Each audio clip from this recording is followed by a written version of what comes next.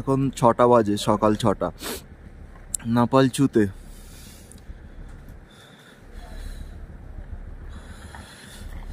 এদিকে জল গরম হচ্ছে। আমি আজকে আর স্নান করব না, প্রচন্ড ঠান্ডা লাগছে। জল গরম করার জায়গাটা দেখিয়ে দিই।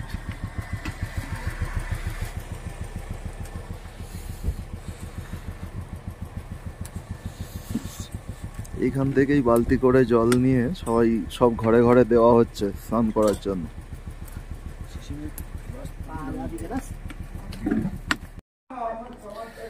নাপালচুতে গতকাল রাতে টেম্পারেচার মাইনাসে ছিল, তার প্রমাণ হচ্ছে এই গাড়ির ছাদে পুরো বরফ জমে গেছে। -1-2 তো হবেই, আরো কম হতে পারে।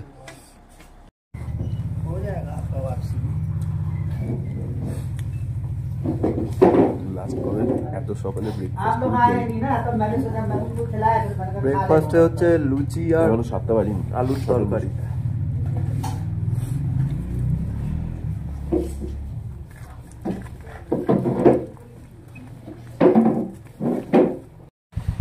সিটে বরফ জমে গেছে।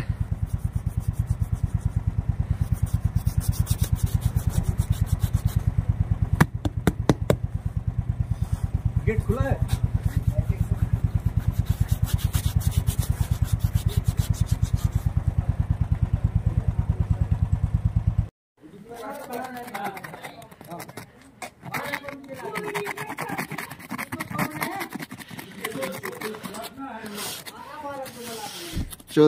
অক্টোবর 2025 আজকে রওনা হচ্ছি আদি কৈলাস আর ওম পর্বত দেখার উদ্দেশ্যে।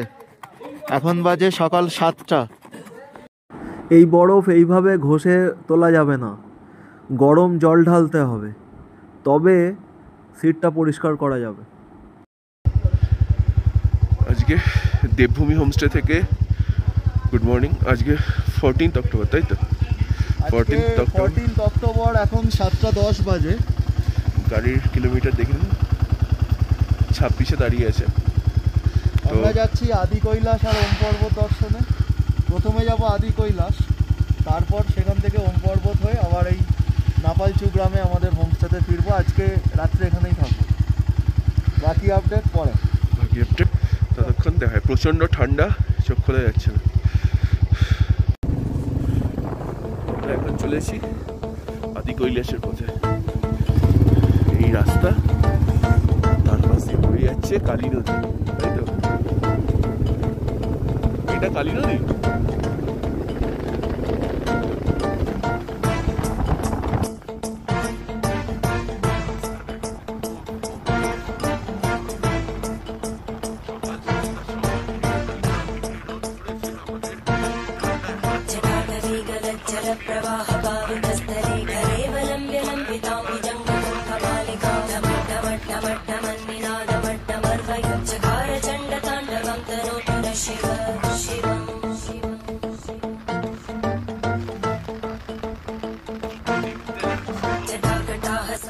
সকালবেলা রৌদ্র করজ্জ্বল আবহাওয়া দেখে বোঝার উপায় নেই ঠিক কতটা ঠান্ডা এখন এই জায়গাটায়। আমি রীতিমতো কাঁপছি, আমার হাত প্রায় অবশ হয়ে যাচ্ছে গ্লাভস পরেও। জয়দীপও প্রচণ্ড কাঁপছে। গুঞ্জি গ্রাম থেকে 37 কিলোমিটার দূরে আদি কৈলাসের যে জায়গা অবধি বাইক যায় সেই জায়গাটা, ওই জায়গাটার নাম হচ্ছে জলিংকং। জলিংকং গুঞ্জি থেকে 37 কিলোমিটার দূরে। মাঝে পড়ে কুটি গ্রাম, এটা কুটি ভিলেজ। গুঞ্জি থেকে আদি কৈলাস যাওয়ার পথে 16 কিলোমিটার পর এই গ্রামটা পড়ে। এটাই এই রাস্তায় শেষ জনপদ। এই গ্রামকে কুন্তি ভিলেজও বলা হয়। কথিত আছে পাণ্ডবরা মহাপ্রস্থানে যাওয়ার পথে এই গ্রামেই শেষবারের মতো থেকেছিলেন। নিচে কি সুন্দর সমতল জমি, মনে হয় চাষ করা হয়। দূরে কিছু গরু চড়তেও দেখা যাচ্ছে। দারুণ জায়গা, একদম পুরোনো দিনের বাড়ি। এই ভিলেজটা একদম পুরোনো দিনের বাড়ি নিয়ে তৈরি, এখানে কোনো আধুনিকতার ছোঁয়া পাওয়া যাবে না। কুটি ভিলেজের পর আদি কৈলাস যাওয়ার রাস্তার মধ্যে এই জায়গাটা পড়ে। ওই রাস্তা দিয়ে আমরা এসছি, এসে এই পুলটা দিয়ে এইখান দিয়ে আমরা উঠছি। একটা অপূর্ব সুন্দর জায়গা, অপূর্ব সুন্দর। দেখতে পাচ্ছেন? ভিডিওতে হয়তো পুরোটা বোঝানো যাচ্ছে না, কিন্তু সামনে থেকে দেখলে এর বিকল্প নেই।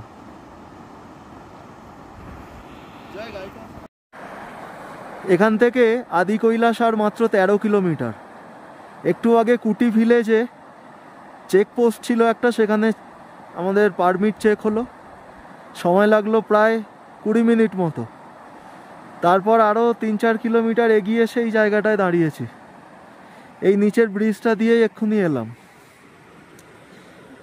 চারপাশের সৌন্দর্য অতুলনীয়। রাস্তায় আমরা ছাড়া আর কোনো লোকজনই নেই, চারদিকে বরফ। এই আমাদের বাইক। আর আধ ঘন্টা 40 মিনিটের মধ্যে আশা করছি পৌঁছে যাব গন্তব্যে।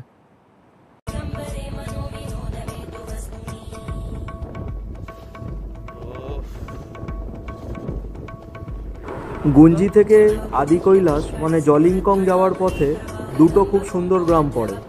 প্রথমটা হচ্ছে নাবি গ্রাম, যেটা গুঞ্জি থেকে 3 কিলোমিটার দূরে। আর তারপরে যেটা পড়ে সেটা হচ্ছে কুটি গ্রাম। কুটি গ্রাম গুঞ্জি থেকে 22 কিলোমিটার দূরে অবস্থিত। এই দুটো গ্রামেই ট্যুরিস্টদের জন্য থাকার অপশান আছে।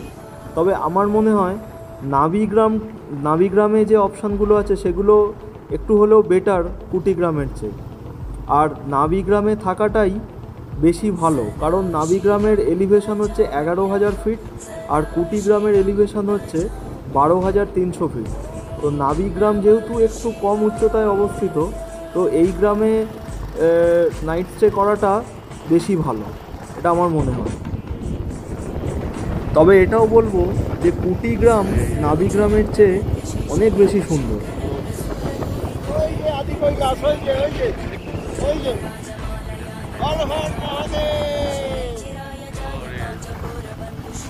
ভ্যালিটার সৌন্দর্য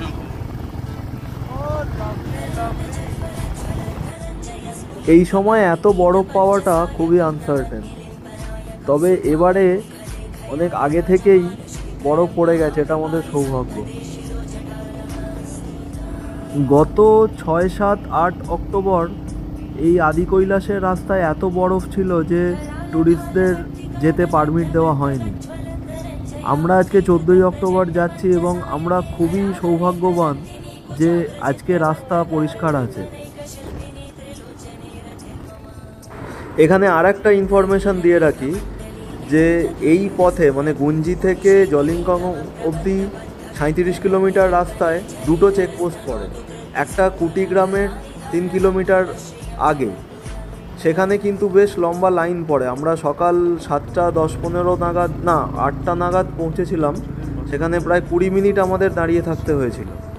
আর একটা চেকপোস্ট পড়ে আদি কৈলাস পৌঁছানোর 1 কিলোমিটার আগে। রাস্তা এতটাই সুন্দর যে আমরা কিছুক্ষণ ছাড়াই দাঁড়িয়ে পড়ছিলাম ছবি তুলব বলে। শুধু ছবি তোলাটা উদ্দেশ্য নয় অবশ্য, এতটা সুন্দর জায়গায় কিছুক্ষণ চুপচাপ দাঁড়িয়ে থাকা এটা একটা দারুণ পাওয়া বলা যায়। আকাশে কোথাও ছিটে ফোটা মেঘের দেখা নেই, পুরো ঘন নীল আকাশ।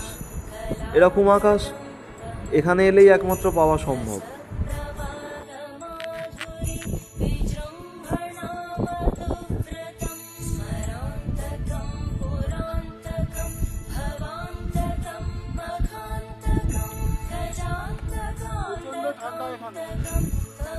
মাইনাসে টেম্পারেচার হবে। এখন ঘড়িতে বাজে 8:45। এখান থেকে আদি কৈলাস আর মাত্র 10 কিলোমিটার। চারদিকে শুধু বরফ আর বরফ।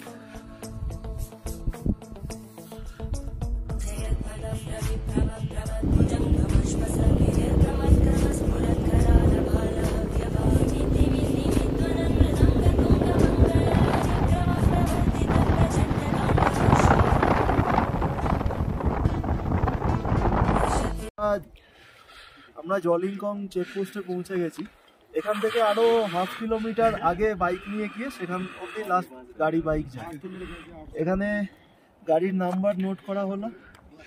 আপনি দাদা আপনি কোচবিহার থেকে, তো ওনার সাথে আলাপ হলো, খুব ভালো লাগলো। পারমিটও চেক করলে। আর এখানে ইন্ডিয়ান আর্মি ট্যুরিস্টদের জন্য চার গরম জল এর ব্যবস্থা করেছে। আমরা এখান থেকে চা খাবো।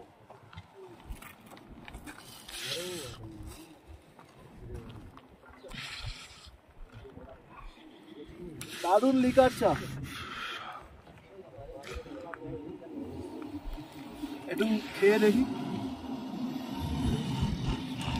দারুণ খেতে, দারুণ দারুণ। হর হর মহাদেব।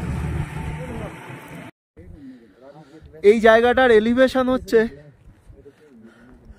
14,353, একবার দেখিয়ে দিই, মিটারে 4,375 মিটার।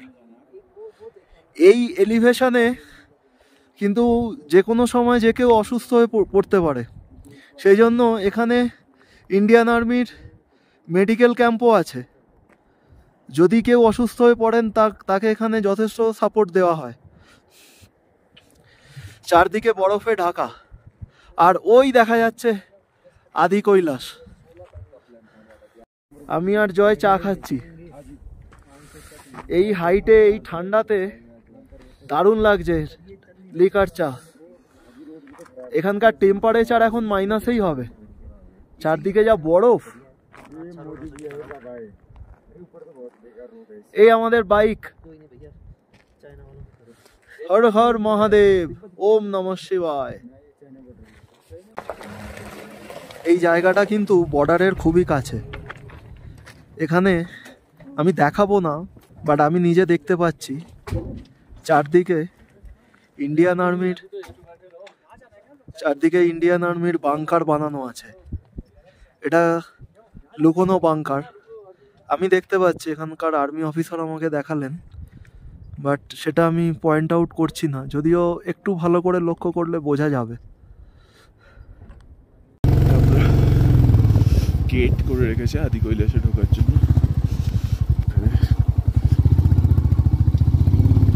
গাড়ি রাখার জায়গা, ছোট ছোট।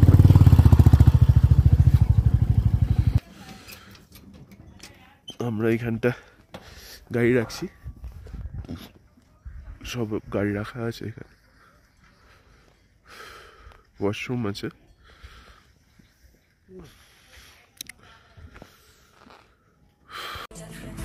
9:15 নাগাদ আমরা আদি কৈলাসের একদম পাদদেশে পৌঁছালাম।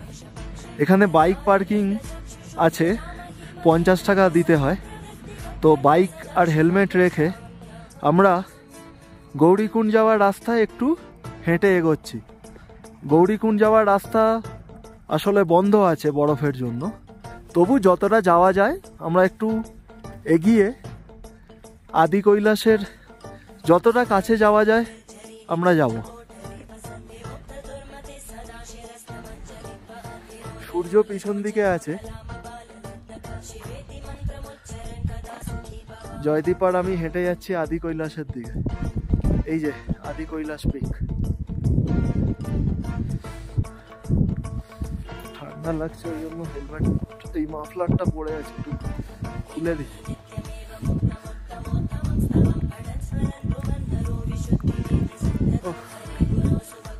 স্বর্গীয় অনুভূতি।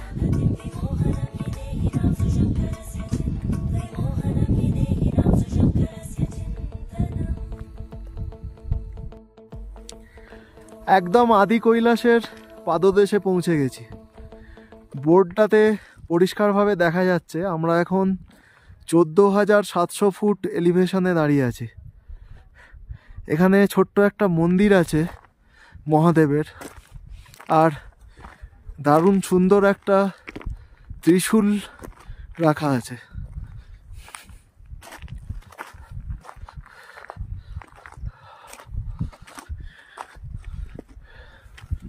হর হর মহাদেব, ওম নমঃ শিবায়।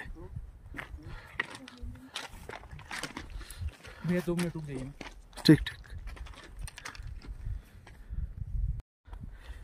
মহাদেবের মন্দিরে মহাদেবের মাথায় কন্টিনিউয়াসলি জল পড়ে যাচ্ছে। হা হা হা হা। ট্রেকিং রুটে নর্মাল টুরিস্টদের গাড়ি অ্যালাউ করছে না, কিন্তু কেউ যদি ভিআইপি থাকে তখন তাদের গাড়িতে পাঠাচ্ছে।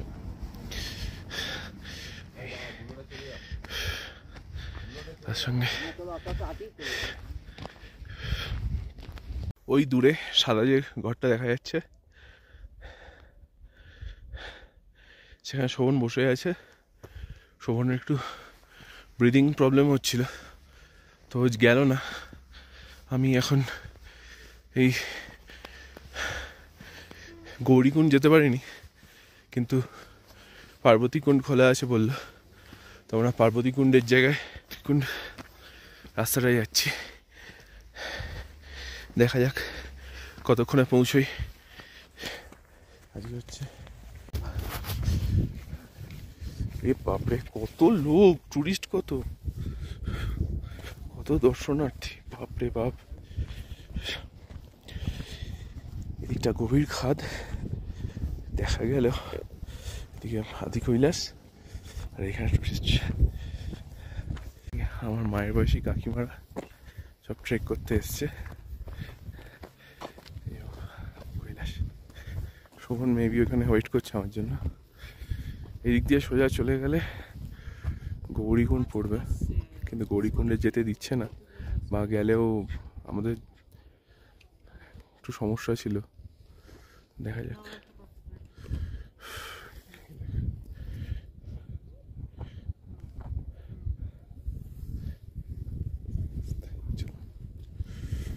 হয়ে গেছে।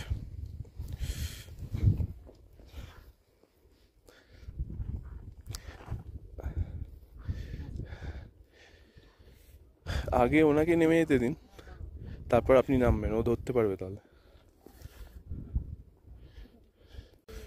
পার্বতী সরোবর একটি অসাধারণ সুন্দর জায়গা।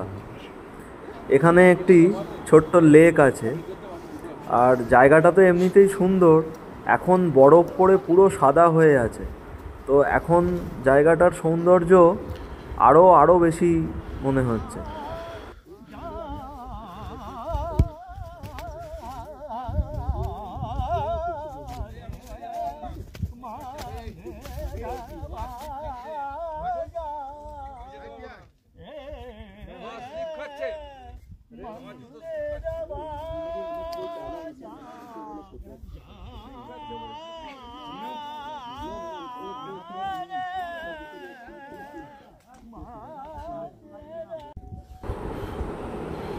আদি কৈলাস থেকে প্রায় 2 কিলোমিটার হেঁটে পৌঁছতে হয় এই পার্বতী সরোবরে।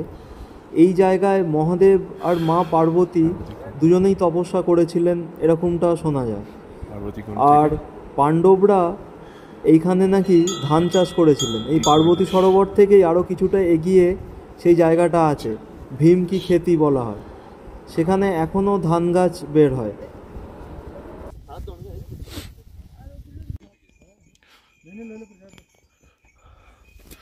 এই হচ্ছে পার্বতী কুণ্ড। জুতো খুলে যেতে হবে।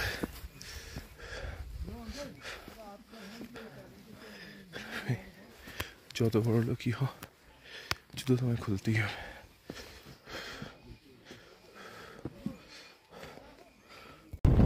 জয় 2 ঘন্টারও কম সময়ে পার্বতী সরোবর ঘুরে নিচে ফিরে এসেছিল। আসলে আমি তখন অপেক্ষা করছিলাম, তো আমার জন্যই ও আরও তাড়াতাড়ি পা চালিয়ে চলে এসেছিল। জয় 12টা নাগাদ নিচে পৌঁছেছিল, আর সঙ্গে সঙ্গেই আমরা রওনা দিয়েছিলাম ওম পর্বতের উদ্দেশ্যে।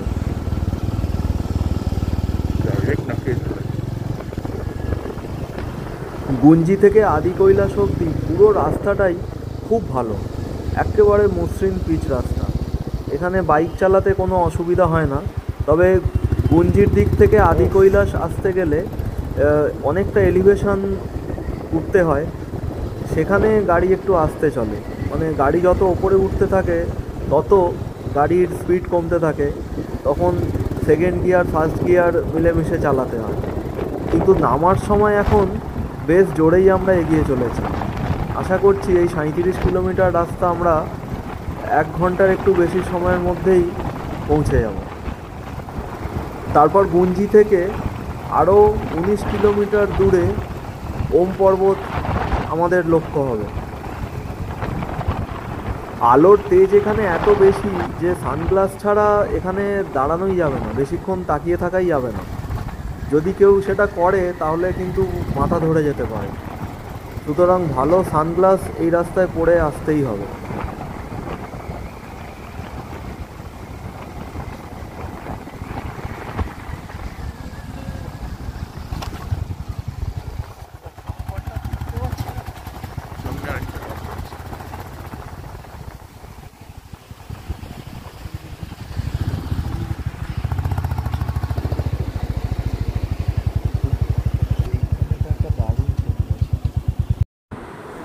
এই পথ খুবই রুক্ষ, এখানে কোনো গাছপালা নেই। তবে রুক্ষতারও যে একটা দারুণ সৌন্দর্য আছে সেটা অনুভব করতে গেলে এই পথে একবার আসতেই হবে। এই পথের আর একটা বিশেষত্ব হচ্ছে এই পথে সব জায়গায় ইন্ডিয়ান আর্মি কিন্তু বসে আছে। কেউ যদি কোনো বিপদে পড়ে, কোনো ট্যুরিস্ট, তাহলে ইন্ডিয়ান আর্মি সবসময় সাহায্য করতে প্রস্তুত। ইন্ডিয়ান আর্মি সদা জাগ্রত এই পথে। আমাদের কোনো কোনো জায়গায় তো মনে হচ্ছিল যেন এই বুঝি যুদ্ধ লাগতে চলেছে। এই পথের সৌন্দর্য এতটাই বেশি যে মাঝে মাঝেই আমরা দাঁড়িয়ে পড়ছিলাম। অপরূপ কালী নদীর নীল জল আর তার পাশে গাছের হলুদ হয়ে যাওয়া, সব মিলে এক অসাধারণ সুন্দর পরিবেশ। হিমালয়ে পাতা ঝরার মরশুম শুরু হচ্ছে। এখন চারদিকে শুধু হলুদ রং আর লাল রং।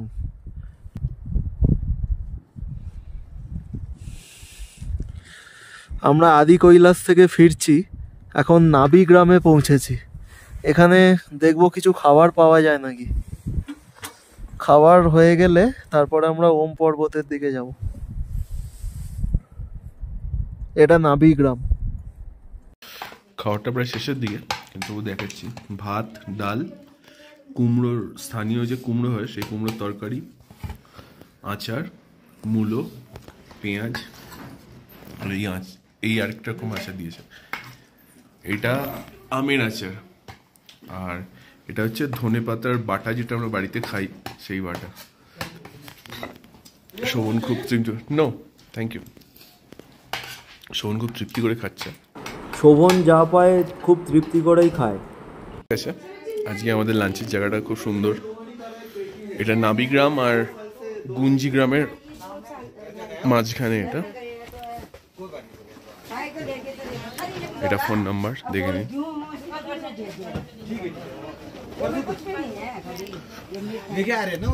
আর এটা হচ্ছে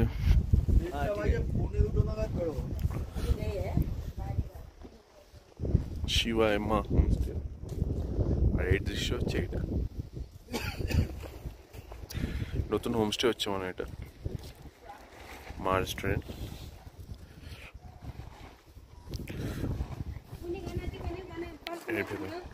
গুঞ্জি এই মিড পয়েন্ট। আমরা এক্ষুনি আদি কৈলাসের পর থেকে এলাম। এবার এখন বাজে ঠিক 1:43। এখন আমরা ওম পর্বতের দিকে যাব। ওম পর্বতের দিক এই দিকটা।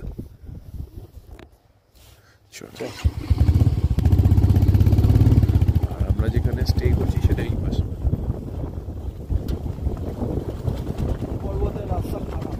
পর্বতের রাস্তা শুনেছি খারাপ, তবে এটা পাচ্ছ যে বেশি রাস্তা নেই, 18 কিলোমিটার রাস্তা আছে। কিন্তু এই 18 কিলোমিটার যেতে গিয়ে আদি কৈলাসের মতো টাইম লাগবে।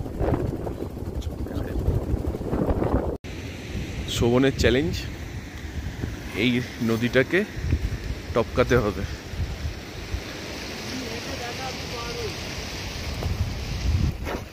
আমি আগে পার হয়ে যাই, দেখি কোথায় কত দূর আছে না আছে, তারপর শোভনকে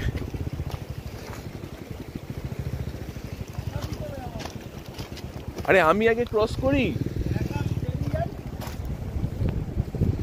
শোভনকে দেখো, এই যাচ্ছে। Best of luck. জলের মধ্যে অলরেডি পা পড়ে গেছে।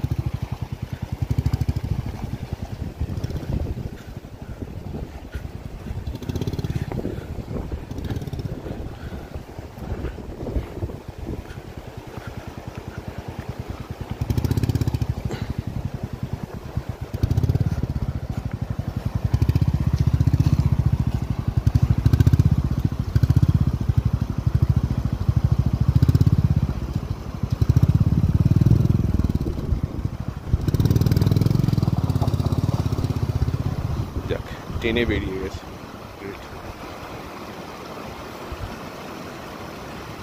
আমার ক্রস করে গুঞ্জি থেকে ওম পর্বত অবধি এই 19 কিলোমিটার রাস্তার প্রায় পুরোটাই খুব খারাপ, যার মধ্যে 60% রাস্তা তো খুবই খারাপ, মানে বাইক এগিয়ে নিয়ে যেতে বেশ বেগ পেতে হয়েছিল।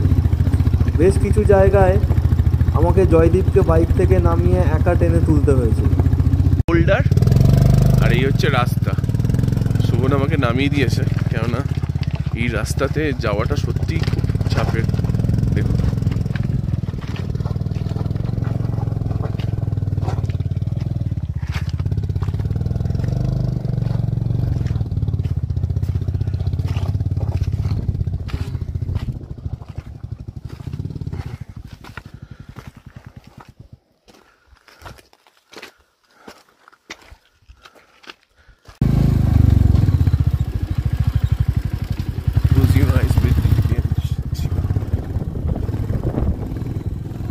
রাস্তার ধারে ধারে শিব ঠাকুরের নামে ইংরেজিতে খুব সুন্দর কোটেশন দেওয়া আছে, যেটা সত্যি শিব ঠাকুরকে আলাদা করে চেনায়।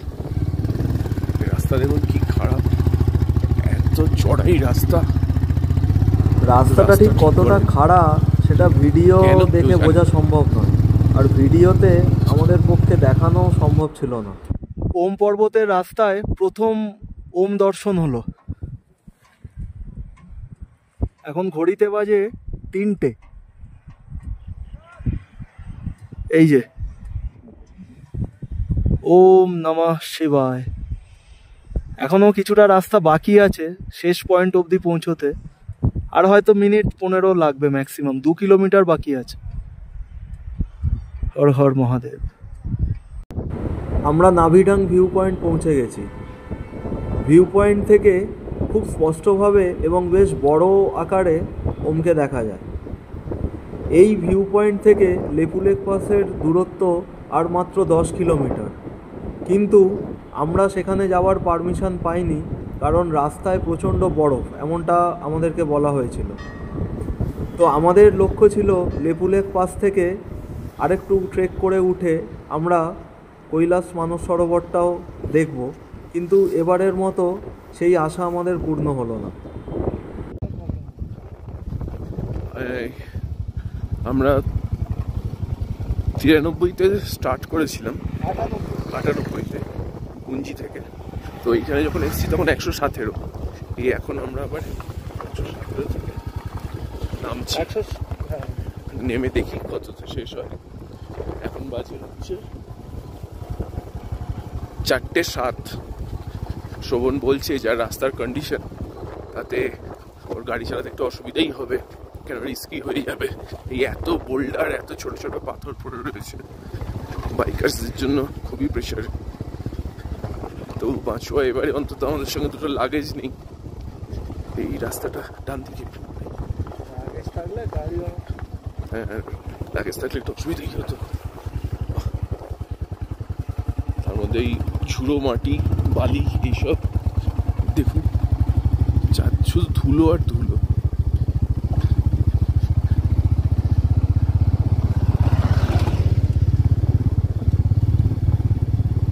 আদি কৈলাস ওম পর্বতের, ওম পর্বত এখনো দেখা যাচ্ছে। আদি কৈলাস কি লেখা আছে? Left Mahadev, inspire your next move. Om Parvat আমাদের চোখের আড়াল হতে চলেছে।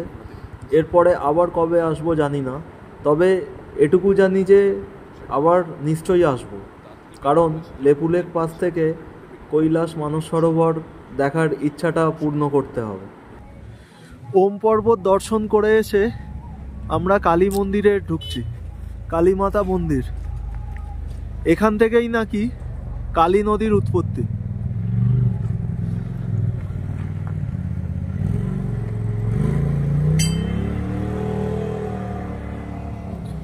বাইকটাকে এখানে রেখেছি। সূর্য এখন ঢলে পড়ছে।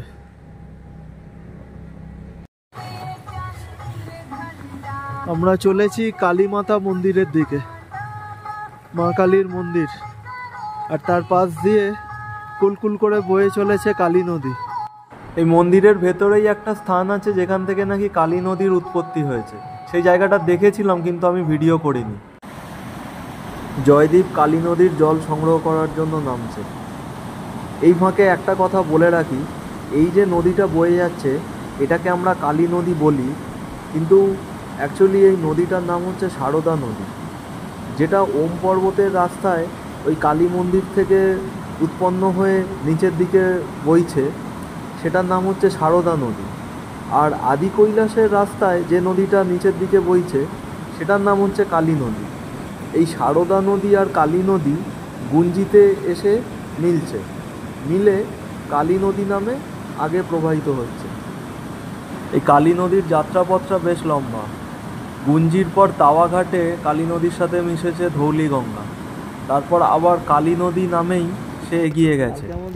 তারপর উত্তরপ্রদেশের সীতাপুরের অদূরে একটা জায়গায় নেপাল থেকে আসা ঘাগড়া নদীর সাথে মিলিত হয়ে ঘাগড়া নদী নামে এগিয়েছে। তারপর বিহারের ছাপড়া বা পাটনার কাছে গঙ্গার সাথে মিলিত হয়েছে। সন্ধে নামছে, আমরা ওম পর্বত দেখে ফিরছি নাপালচু গ্রামে আমাদের হোমস্টেতে। পথে দেখা হলো একজন বাঙালি আর্মি অফিসারের সাথে, বেশ কিছুক্ষণ কথাও হলো। উনি ত্রিপুরা থেকে। আকাশে বেশ মেঘ করেছে, কালো মেঘ, এবং অনেকক্ষণ ধরে মেঘটা একই জায়গায় জমে আছে। আমরা ভাবছি আগামীকাল হয়তো বৃষ্টি হতে পারে। আমাদের আদি কৈলাস আর ওম পর্বত দেখা আজকেই সম্পন্ন হলো। আজকে সকালে আদি কৈলাস গিয়েছিলাম, আর এইমাত্র এখন ফিরছি, সন্ধে হয়ে এসছে, ওম পর্বত দেখে। তো এই জায়গাটা দেখানো হয়নি সকালে, কারণ প্রচণ্ড ঠান্ডা ছিল, মানে হাত বের করা যাচ্ছিল না। তো গুঞ্জি হচ্ছে এই দিকের রাস্তাটা দিয়ে, এই গুঞ্জি না, আমরা যেখানে আছি নাপালচু, ওইখান দিয়ে এসে এই যে রাস্তাটা চলে যাচ্ছে এটাই চলে যাচ্ছে জলিংকংয়ের দিকে।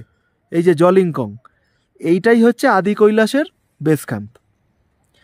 আর নাবি গ্রামটা এই রাস্তাতেই 3 কিলোমিটার দূরে। আর ওম পর্বতের রাস্তা হচ্ছে ঠিক এর পেছন দিকে, এই রাস্তাটা যেটা দিয়ে আমরা এক্ষুনি এলাম। তো দারুণ ওম পর্বত দর্শন আমাদের হয়েছে, আদি কৈলাস দর্শনও খুব ভালো হয়েছে। জাস্ট 6টা বাজে, 6:05, এই 14 তারিখ, 6:05। তো আমরা এখন ওই আমাদের হোমস্টেতে পৌঁছে গেছি। সকাল 8:30টার সময় শুরু করে 6:05 নেমে গেলাম। শোভনে গাড়ি পার্ক করলাম। এখন বাজে 6:05। আমরা জাস্ট নাপালচুতে আমাদের দেবভূমি হোমস্টেতে ঢুকলাম। বাইকারদের রুম কত পরিষ্কার আর পরিচ্ছন্ন হয় সেটা একবার দেখিয়ে দিই। দেখছেন কত গোছালো, কত ঠিক প্রত্যেকটা জিনিস নিজের জায়গায় রাখা। এই হচ্ছে আমাদের রুম দেবভূমি হোমস্টেতে। এটা ডাবল বেডরুম, অ্যাটাচ বাথরুমও আছে। সত্যি বলতে এখন কারেন্ট নেই বলে আলোটা হয়তো জ্বলবে না, জ্বলবে? হ্যাঁ, জ্বলেছে। এই বাথরুম পরিষ্কার পরিচ্ছন্ন বাথরুম। এই বাম শাওয়ারটা না আপনা হতে নড়ে, এটাই একটা প্রবলেম, একটু ভৌতিক ব্যাপার আছে। না ওসব কিছু নেই। তো খুব ভালো, আমরা 2 দিন এই রুমটায় আছি। ও কারেন্ট এসে গেছে, আমরা এলাম আর কারেন্টে। আজকে সারাদিনে যা ধুলো খেয়েছি, মানে আনথিঙ্কেবল। 6টা 1 ডজন কলা, ওকে 6টা আমাকে 6টা খেলে হয়তো এটা বেরোবে শরীর থেকে। ঠিক আছে, কলা আমরা একটু জল খেয়ে নেবো, ঠিক হয়ে যাবে। আমাদের এই পর্বটা এখানেই শেষ করতে চলেছে। মহাদেবের কৃপায় আদি কৈলাস ওম পর্বত দুর্দান্ত দর্শন হয়েছে আমাদের। এটাই আমরা আশা করে এসেছিলাম, কারণ এবারে ওয়েদারের যা কন্ডিশন ছিল তাতে আদি কৈলাস সোম পর্বতের পারমিট পাবো কি না এই নিয়ে একটা অনিশ্চয়তা তৈরি হয়েছিল। তো মহাদেবের কৃপায় এখানে এসে কোনো রকম সমস্যা হয়নি। ভিডিওটা পুরোটা দেখার জন্য সবাইকে অনেক অনেক ধন্যবাদ। আগামী পর্ব খুব তাড়াতাড়ি আসতে চলেছে। নমস্কার।